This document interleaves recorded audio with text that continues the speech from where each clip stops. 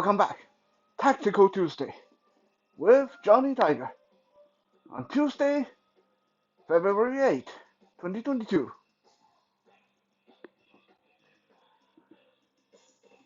Today, I want to talk about how to make a offending party back away, or at the very least, stop them in their track without actually hitting them. Because there are times, not many, but there are times when hitting is not the best option. For example, if you're out there in public and someone is trying to intimidate you by walking towards you, well,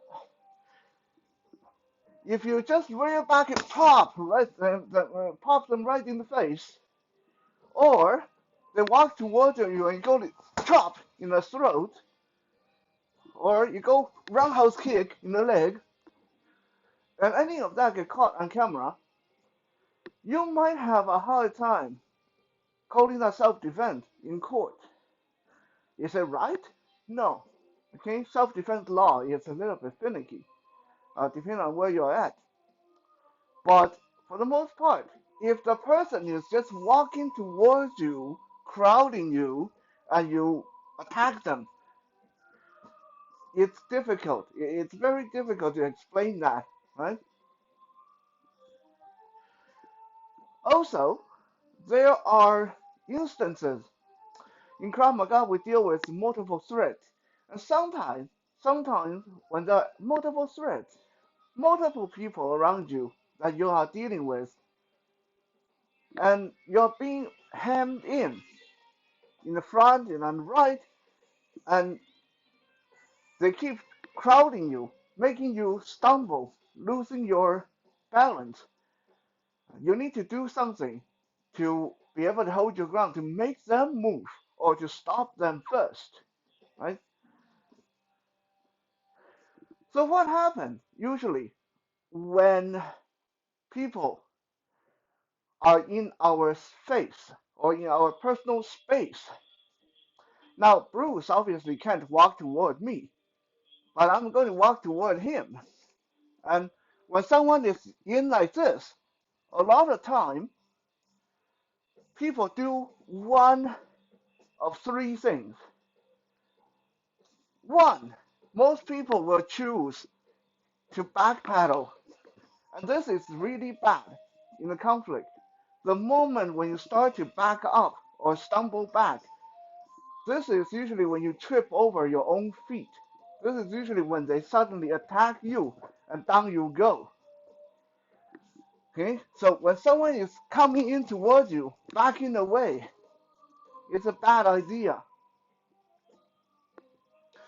Number two, a lot of people also, rather than backing away, they'll rear up, they'll bring themselves up tall, like this, almost going on their tiptoe. There's someone coming in aggressive, they'll go like this, they'll raise up like this to try to stop the person. This is almost an animalistic instinct.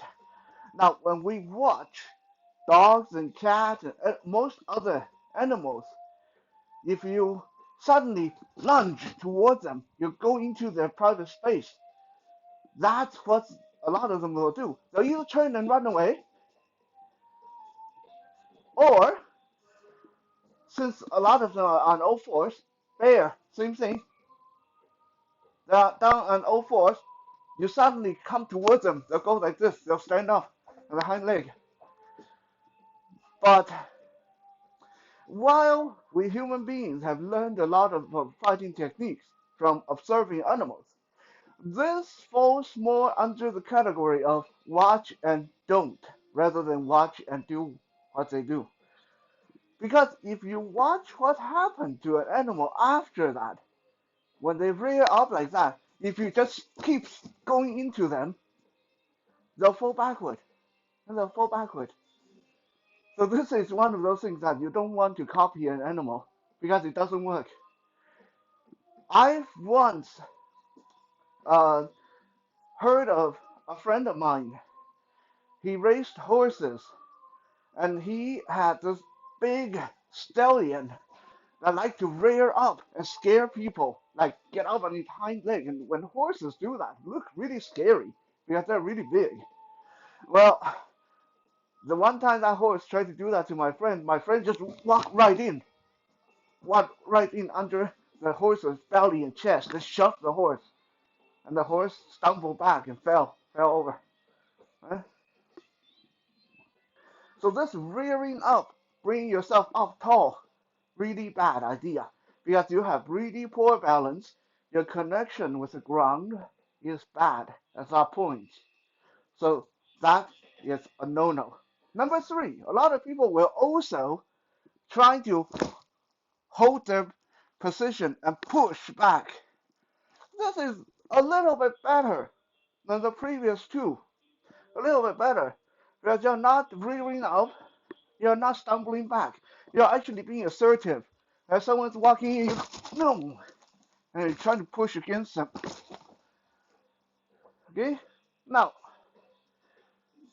assuming the person walking towards you is smaller than you or about the same size, there's nothing wrong with this, right? No, I've even shown this before.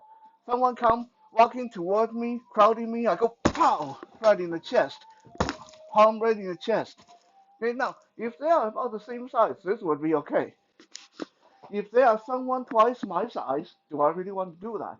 No, because most likely they are going to ignore that and plow right through me, and I'll end up down on my butt anyway. Okay? So today I'm going to show you guys some of the better things to do. The three things to stop someone from forcing you to do something, to go somewhere you don't want to go. When someone crowding you, walking into you, etc., etc. Often in the conflict, no matter if it's sparring, fighting, street brawling, it's like a chess game. It's like a big chess game. Until the fist start flying, then from that point on, it's very simple. Whoever falls down first, whoever quits first, lose. But until that point, a lot of times like a big chess game, can I maneuver him to where he is at a disadvantage? Or can he maneuver me towards somewhere that give him an advantage? Right? So obviously, we want to stop their attempt at maneuvering us, making us move back, making us rear up, making us push against them, use force against force. Okay? This person, if they're walking toward you this aggressively, they have a plan. They have a plan. Okay? They're waiting for you to do something that they think you're going to do for them to follow up on their attack. Maybe there's someone behind you that they want to back you towards. Yeah? Maybe there's someone ready to jump on your back. That while you are pushing against this person in front, your neck, your throat, everything wide open. Huh? Maybe there's someone getting ready to grab your leg. So the moment you rear up against this, so you get nice and tall and push against this person, someone behind grab your leg and pull your leg out, down you go. Right? There's a plan. There's always a plan. We don't know what it is, but we can try to circumvent it. The three things I'm going to show you guys today are all tested and very effective, and they're easy to remember. We'll go from what I personally think of as the best and the easiest. This is called the flow. And we have shown this, Kitten and I have shown this before. The flow means, again, because the Bruce can't really walk toward me, so I have to show you guys with me walking toward him. The flow means when the force is incoming, I'm going to turn my body to let it past me. Right? When the force is coming, rather than boom, meeting it force by force, force with force, or rather than letting it push me back, I'm going to flow right around it, right? Just by a simple twist of my body. This is a principle used a lot in judo and aikido, right? This works great with someone pushing you, someone pulling you, grabbing you, shoving you, bumping you. Anytime there's an incoming force, if you can roll your body, if you can flow around them, you have a very good chance of dumping their momentum off to the side. And of course, if a person come right in like this, and for me to flow around him,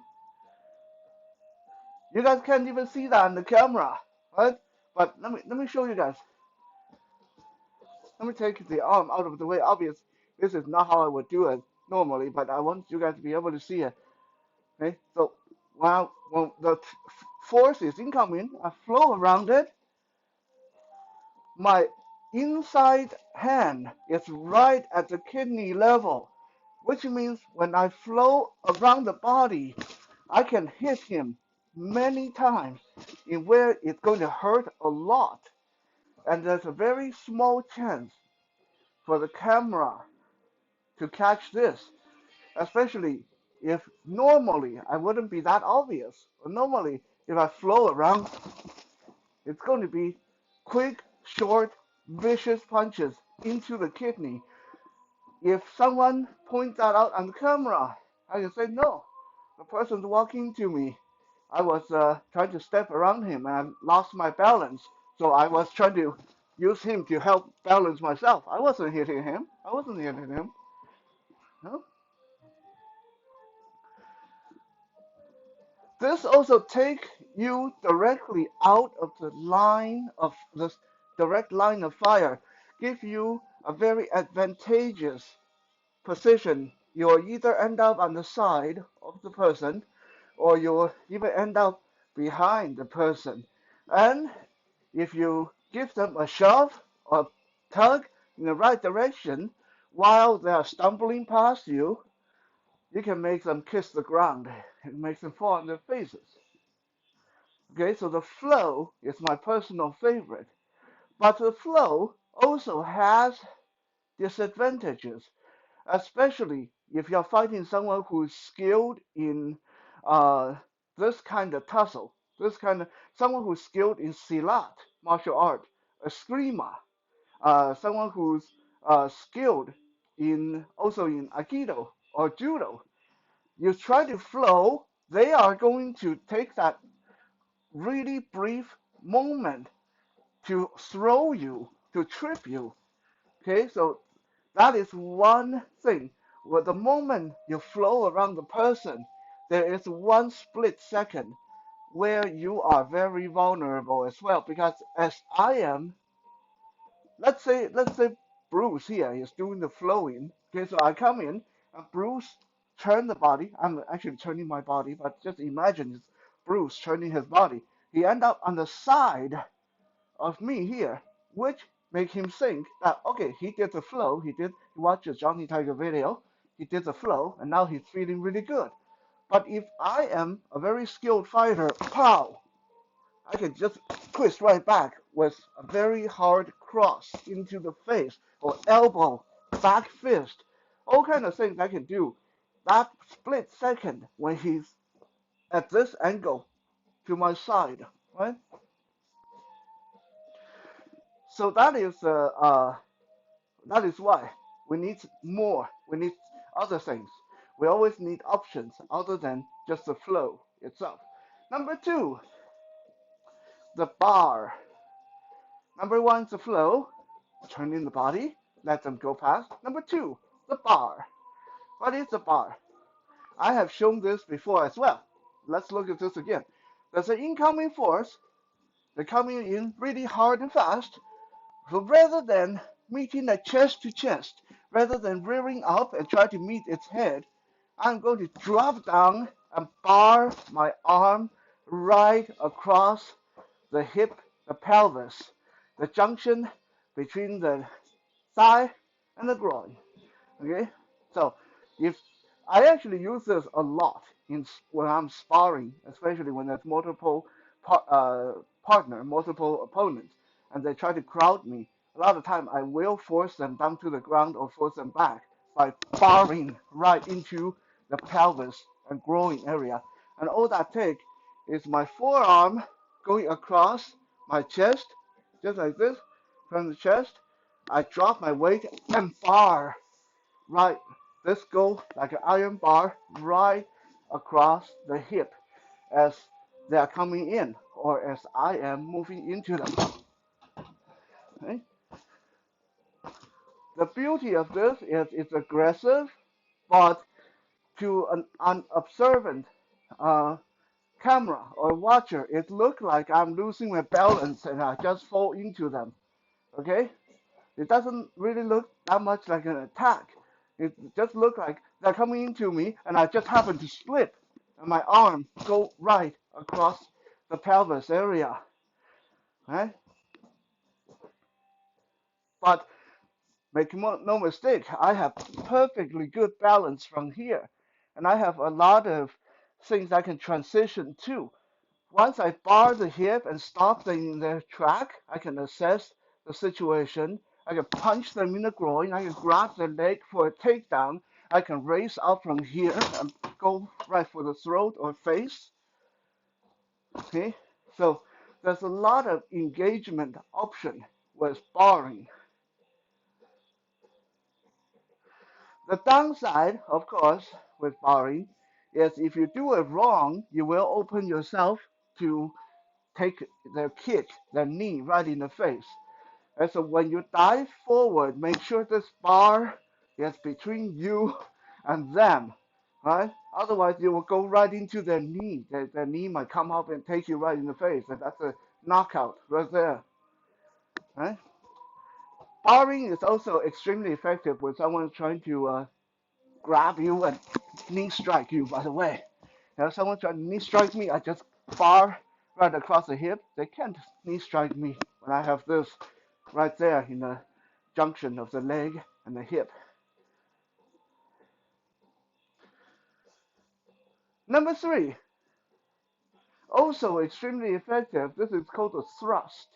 And I have not shown this before, I don't think. It's a very simple technique. It works off of fight psychology. What is a thrust?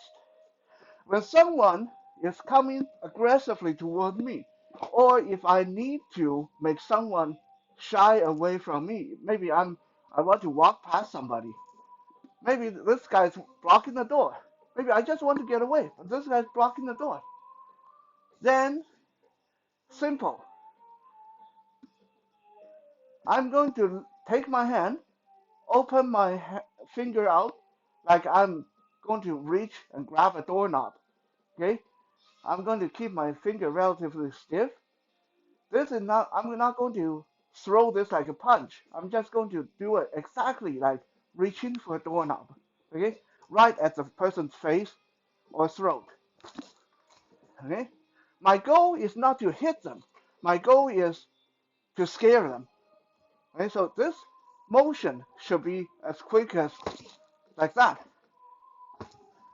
Just like reach for a doorknob. Reach for a doorknob. Think of their face as a doorknob. You just reach for it. There's hardly any force behind it. You just thrust your hand out right at their face. This is a very beautiful, very elegant little technique because most people, I don't care how big, how strong, how tough, unless they're blind like me, right? Because unless they're blind, no matter how big, how tough, something suddenly come at their face and look like a really sharp finger with fingernails on the end of fingers, they are going to go like, ugh, they're going to shy away. At the least, they are going to put their arm up to block. Okay? So the moment I do this, and if they shy away, good, then I can move right past them. If they put their arm up to block, then I can grab their arm. And I can do other things to them. Right? You're looking for that reaction the moment you jab your hand right towards their face, right towards, this is why it's called thrust. We're thrusting our hand right at their face. Why doesn't it work for blind people? Because I can't see it coming. So, yeah. Um, when you do the thrust, make sure it's open finger like a claw, like you're going to grab the doorknob. Huh? Not bladed hand, not fist, not palm. Why? Well, fist and palm, because they don't look very sharp. When something like a fist or palm coming toward your face, some people will be able to resist that and not react uh, impulsively towards that because it doesn't look sharp. Bladed hand, same thing. That the target is too small. Okay, the blade. If the hand is bladed and you veer off a little bit, you'll go right past the person's face. But if you open your hand up nice and wide and the point stiffen up your finger, pow, right? If I don't get the whole face, I go off to one side, my thumb is going to graze his eyes, or his nose, or his the corner of his mouth. I miss go the other side, my fingers will get them. Right? I go too low, I'm going to get his neck, his throat. Okay? There's very little margin for error this way. Eh? And like I said, the goal is not to hit him. The goal is to just throw this out there. Thrust. Thrust. Right? Now, why is this number three? Why is if this is such a good move, why is this number three? Because this works on fight psychology and reaction. Right? So if I do this to someone who's obviously drunk or really stoned out of their mind, this might not work. Because the brain will not pick up this motion quick enough to trigger that fight or flight reaction. The brain will it's too sluggish to react to it. So someone can come towards me, I can do this, and all they do is they walk right into my hand, right? So this might not work on mentally uh, destabilized, mentally sluggish people. Or people who have had this done to them many times before and have conditioned themselves to not react to it. So rather than like the first two, like the flow and the bar, both of which were based on pure mechanical, body mechanical physics, the thrust relies heavily on psychology, which means there's a bigger chance of it not working. So just a quick recap. When someone is walking towards you very aggressively, or if someone is blocking your way, crowding you, and you want them to get out of your way, the three things you can do. One, the flow. Two, the bar. Three, the thrust.